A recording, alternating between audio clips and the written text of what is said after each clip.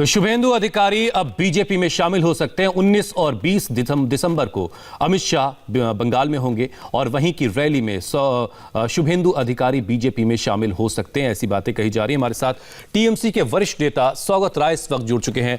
सौगत जी, बहुत बहुत शुक्रिया, आपने हमारे लिए वक्त निकाला।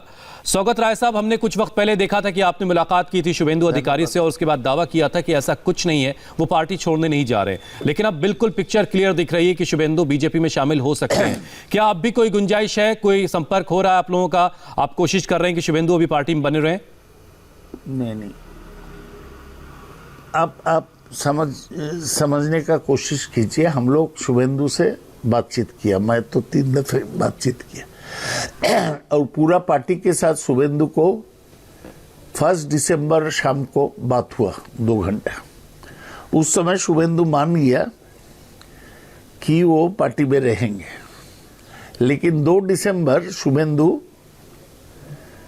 एक तो व्हाट्सएप मैसेज भेजा, बोला कि हम लोग ये प्रेस को बोल दिया, मीडिया को बोल दिया, इसलिए हमारे साथ काम करना उनको मुश्किल होगा। तो हम लोग भी खबर भेजा कि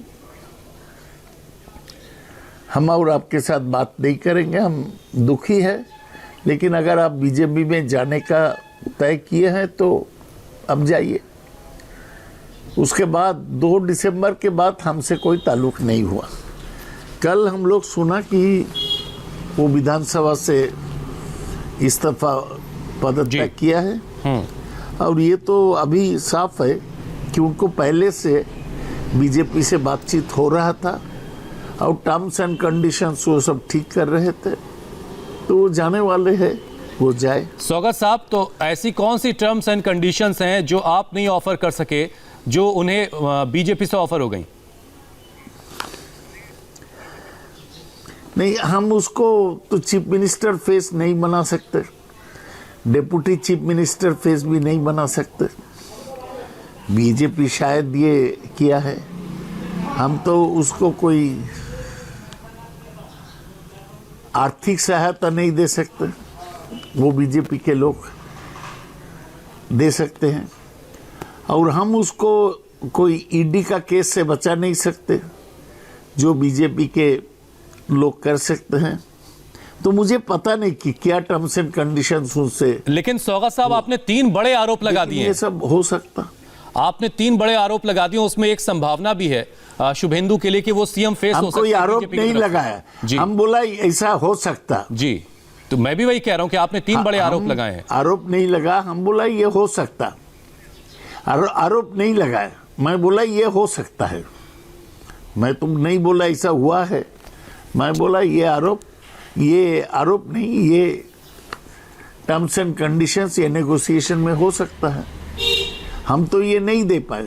वो चाह रहे थे कि 5 डिस्ट्रिक्ट पूरा उनको हाथ में दिया जाए, जहाँ का कैंडिडेट वो खुद ठीक करेगा, तय करेगा। हम बोला ये संभव नहीं है, आप पार्टी में रहिए, आपसे मिलके ही सब सिद्धांत होगा।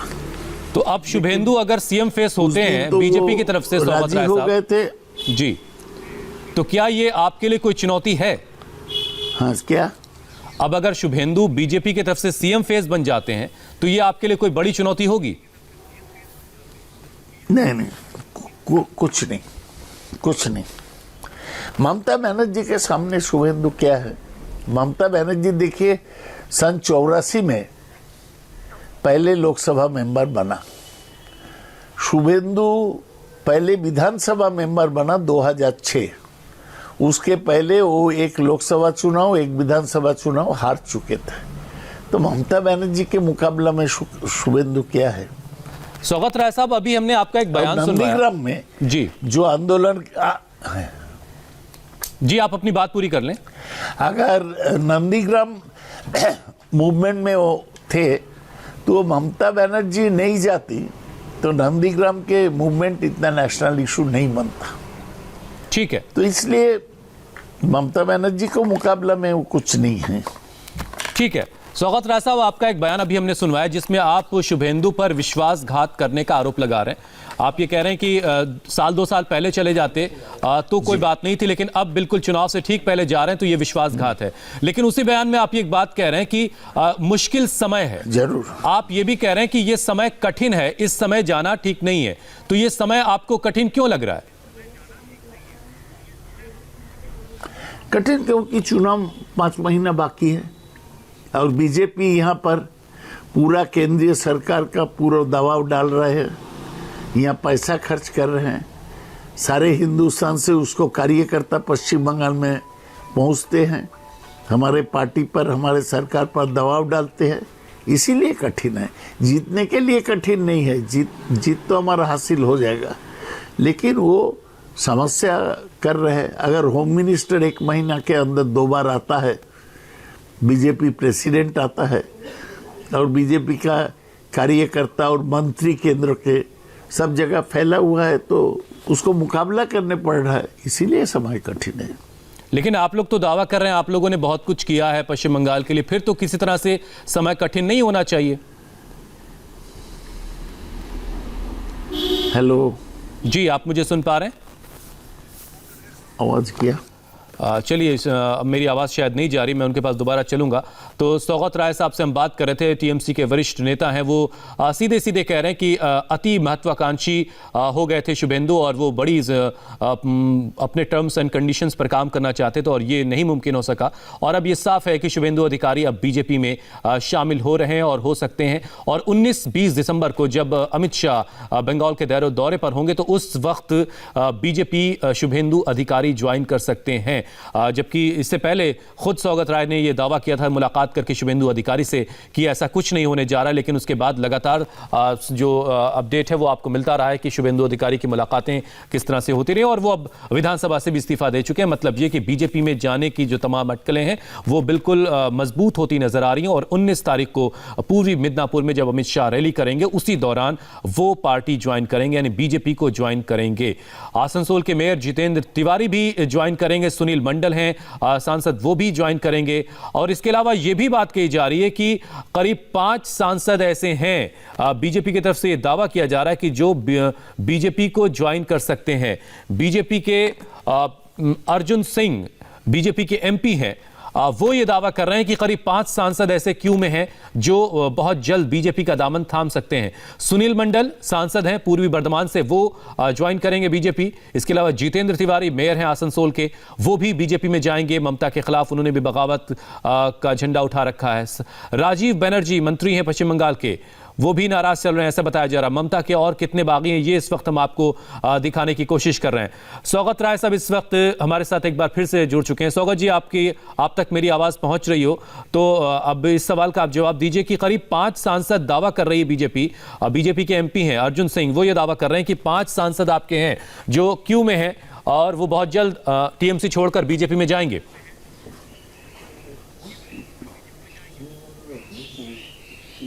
इसके बारे में हम भी तो व्हिस्पर्स या र्यूमर सुन रहे हैं, हमको कोई पक्का खबर नहीं है। हमें ये कहना है कि जब तक हमारे साथ कोई है हम उसको रखने के लिए कोशिश करेंगे। अगर वो चले जाते हैं तो हम उसको मुकाबला करेंगे, विरोध करेंगे। ये तो धर्मेंद्र का एक डायलॉग था ना, दूध मांगो तो खीर देंगे, पार्टी मांगो तो चीर देंगे। धर्मेंद्र के बेटे का। खैर, स्वागत है। ऐसा परिवार को एकजुट क्यों नहीं रख पा रहे हैं आप लोग? नहीं। टीएमसी को एकजुट क्यों नहीं रख पा रहे हैं? बीजेपी से मुकाबला तो बात की बात है, पहले तो अपने परिवार को एकजुट रखा जाए ना, कहां पर चूक हो रही है? देखिए परिवार बड़ा परिवार होने से 2-4 ऐसा लोग रहते हैं जो बहुत एम्बिशियस है, जो बहुत कुछ चाहते हैं जिसको हम पूरा नहीं कर सकते हैं, तो ऐसा होता है। हर पार्टी में चुनाव के पहले लोगों में अनिश्चयता रहता है कि क्या मुझे नॉमिनेशन मिलेगा, क्या नॉमिनेशन मिलने से मैं जीतूंगा, क्या यही समय नहीं है। वो सोचते हैं जब पार्टी के साथ बार्गेनिंग किया जाए, तो ऐसे ही कुछ लोग जा रहे हैं। हमारा 218 एमएलए है उसमें ये तो शुभेंदु और 2-4 लोग जा सकते हैं। चलिए ठीक है सौगत साहब, एक छोटा सा आखिरी इसे सवाल, रखा जाता है, परिवार ओवैसी एक के ही है। बंगाल आने से आपको इतनी परेशानी क्यों हो रही? क्योंकि डायरेक्ट हमने देखा कि ममता बनर्जी आपकी सुप्रीम लीडर, वो भी ओवैसी को लेकर के सीधे सीधे उनको लेकर के बयान दे रही हैं। ओवैसी के आने से क्या परेशानी है? क्योंकि ओवैसी अमित शाह का आदमी है, बीजेपी का आदमी है, उसको भूमिका है कि विरोधी दल का वोट काट के बीजेपी को मदद करना। चलिए बहुत बहुत शुक्रिया सौगत बिहार साहब, में वक्त भी इतना ही वैसे था, किए हैं। समय इतना ही था। बहुत बहुत धन्यवाद, बहुत बहुत शुक्रिया, आपने हमारे लिए वक्त निकाला। तो सौगत राय साहब ओवैसी के लिए कह रहे हैं कि वो अमित शाह के आदमी है और वो जो है उनका वोट